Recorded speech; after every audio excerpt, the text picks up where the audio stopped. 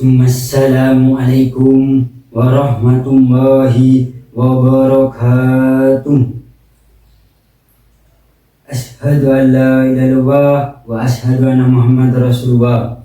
Ilahi anta maksudi wa ridhaka matlubi, a'tini mahabbataka wa ma'rifataka. Allahumma sholli ala nabi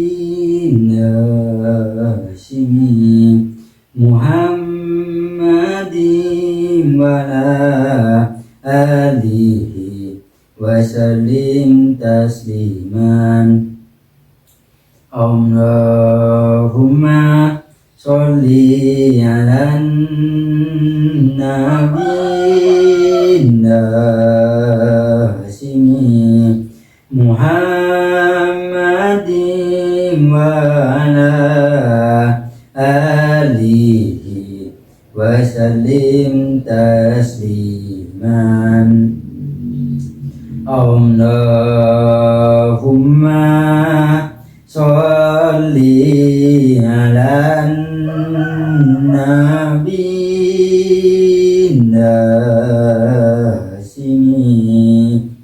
Muhammadin wa ala alihi wa sallim tasliman.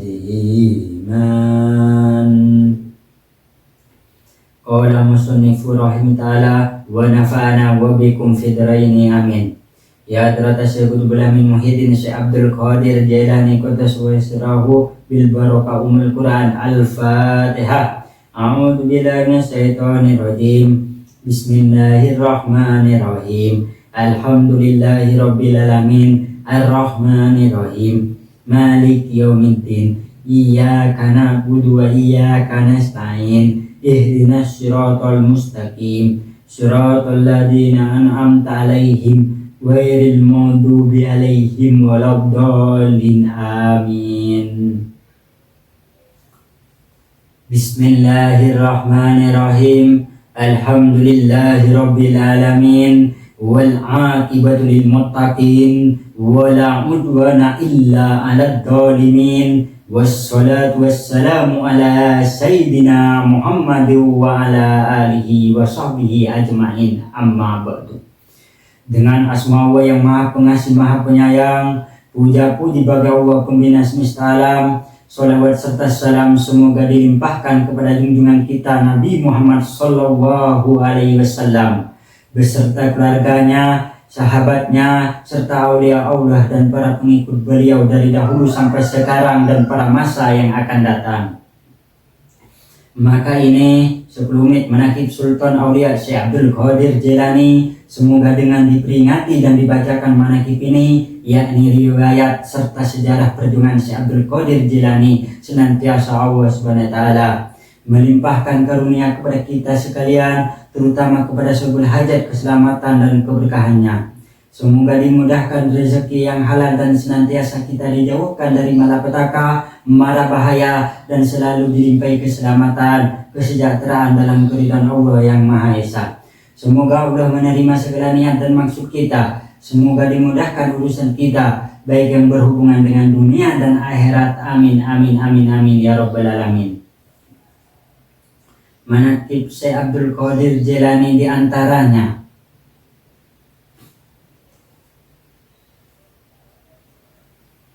Manqabah ke-41.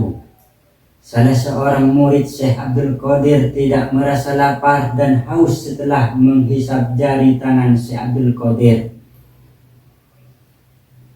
Syekh Arif Abu Muhammad Sawir As-Sikti berkata, pada suatu hari saya berangkat menuju Baghdad berziarah kepada Syekh Abdul Qadir, lalu saya membantu beliau beberapa hari lamanya. Pada waktu itu saya akan pulang, lebih dahulu saya mengharap guruku Syekh untuk mohon diri. Beliau berkata padaku, silahkan kamu pergi. Aku doakan semoga kamu selamat di perjalanan dan selamat sampai di tempat tujuan. Kemudian beliau mengulurkan tangannya menyuruh padaku supaya jari tangannya dihisap lalu kuhisap. Beliau berwasiat kepadaku agar nanti di perjalanan jangan meminta-minta. Setelah saya pamit, berangkatlah saya menuju Mesir. Berkat karomah Syekh, di perjalanan saya tidak pernah merasa lapar dan haus, juga tidak mengurangi kekuatan fisik. Dengan selamat, tidak kurang suatu apapun, sampailah saya di kampung halaman. Kesimpulan dari Manqobah ke-41 ini bahwa karomahnya Syekh Abdul Qadir Jailani itu bisa bertahan haus. Nah, jadi supaya akhir zaman ini supaya tidak terkecoh, maka iman kita diperbaiki, diperkuat supaya umatnya Rasulullah SAW tidak seperti umatnya Nabi Isa. Kenapa? Karena Nabi Isa itu menunjukkan mukjizat, sedangkan umatnya imannya tidak kuat. Pada akhirnya dia menyembah Nabi Isa. Makanya sampai sekarang ada namanya terpecah agama, karena kebanyakan orang umatnya Nabi terdahulu itu menyembah ketika Nabi itu almarhum, sehingga menyembah itu. Beda dengan Nabi Muhammad SAW, karena dia mendahulukan tauhid. Yang penting itu umatnya kuat, baru. Jadi kalau zaman sekarang dukun dan wali setan itu menyampaikan itu primbon dan ilmu palmistri atau garis tangan, itu sebenarnya primbon dan palmistri atau garis tangan itu termasuk bagian dari ilmu IPA,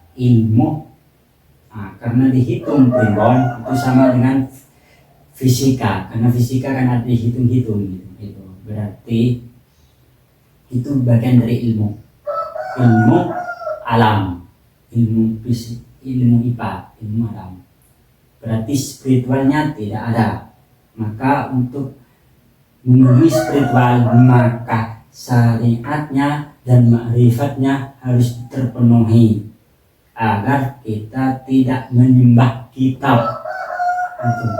Karena zaman sekarang banyak yang menerangkan kalau garisnya tangannya seperti ini keturunannya siapa. Berarti garis tangan itu mengenai titisan. Jadi titisan itu masalah cepat tidak cepatnya.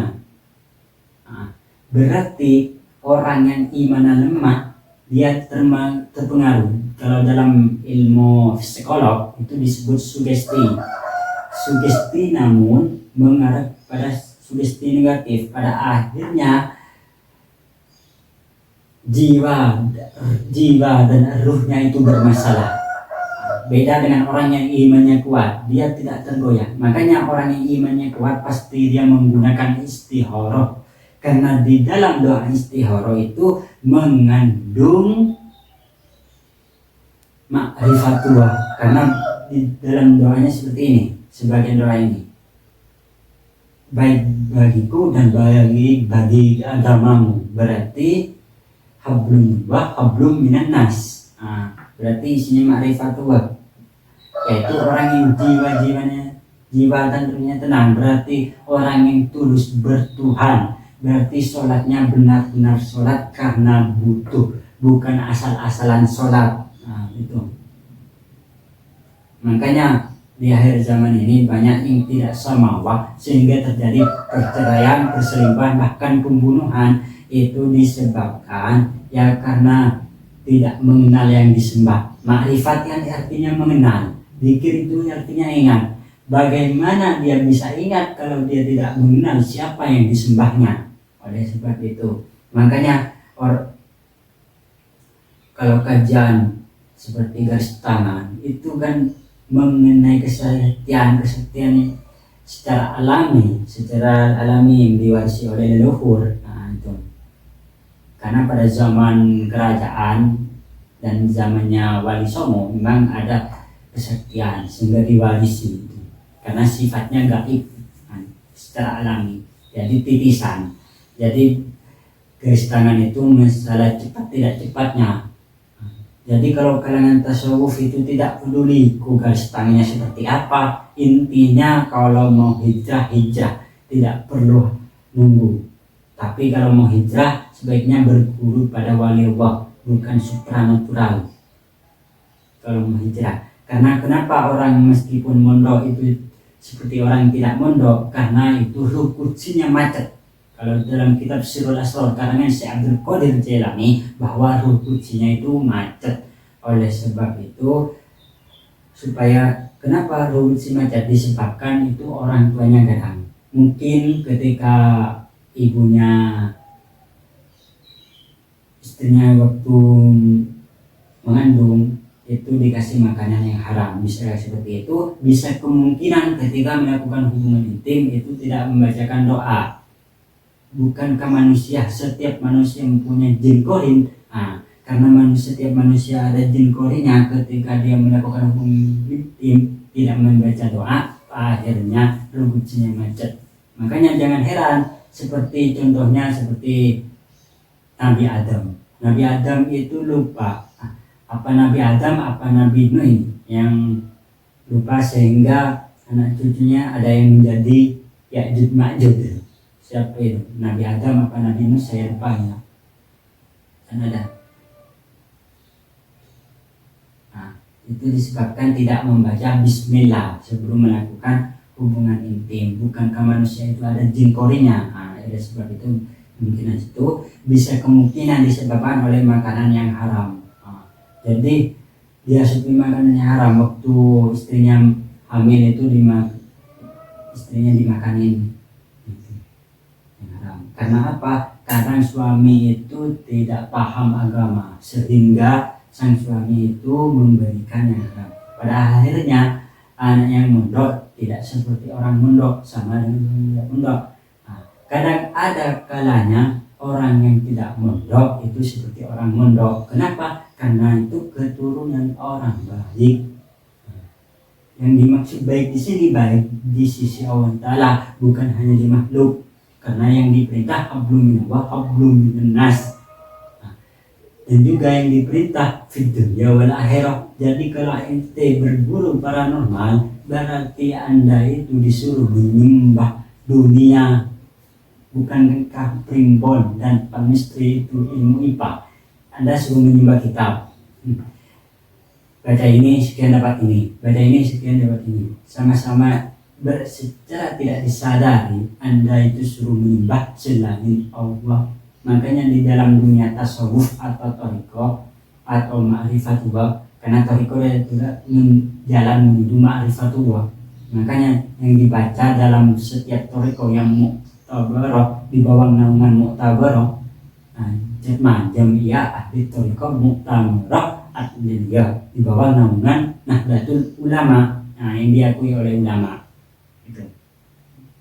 Makanya yang dibaca apa? Ilahi anta maksudi waridau kamatlubi a'tini mahabbataka wa ma'rifataka. Yang diharap ridho, dan yang diharapkan adalah ridhonya Allah dan ma'rifat, mengenal Allah dan mengharap ridhonya Allah SWT agar mengenal Allah Ta'ala dan agar mencintai Allah Ta'ala. Ridho itu mengharap ridho, apa itu artinya cinta? Ma'rifat itu artinya mengenal Allah, berarti mengharap ridhonya Allah Ta'ala agar dapat mencintai Allah Ta'ala, agar dapat mengenal Allah Ta'ala. Karena orang yang tidak mengenal Allah Ta'ala maka tidak ingat. Karena zikir artinya ingat, zikrullah berarti ingat Allah. Bagaimana dia bisa ingat terhadap Allah Ta'ala jika dia tidak mengenal siapa yang disembah? Itu hanya ini yang saya bisa sampaikan, kurang lebihnya mohon maaf apabila ada suatu kekurangan, apabila ada suatu kesalahan atas kehilapan saya, kehinaan saya, kebodohan saya, karena saya memang bodoh. Cuman mungkin ini barokahnya para guru, baik guru dohir maupun guru batin, akhirnya dengan karomahnya sehingga syafaat Rasulullah turun, sehingga rahmatullah turun. Nah, dengan rahmatullah itulah saya bisa menjelaskan ini, karena kita tidak ada yang sempurna. Oleh sebab itu serahkan pada zat yang maha sempurna. Khairun minni wabillahi taufiq wal hidayah wa ridha walidiyah. Assalamualaikum warahmatullahi wabarakatuh.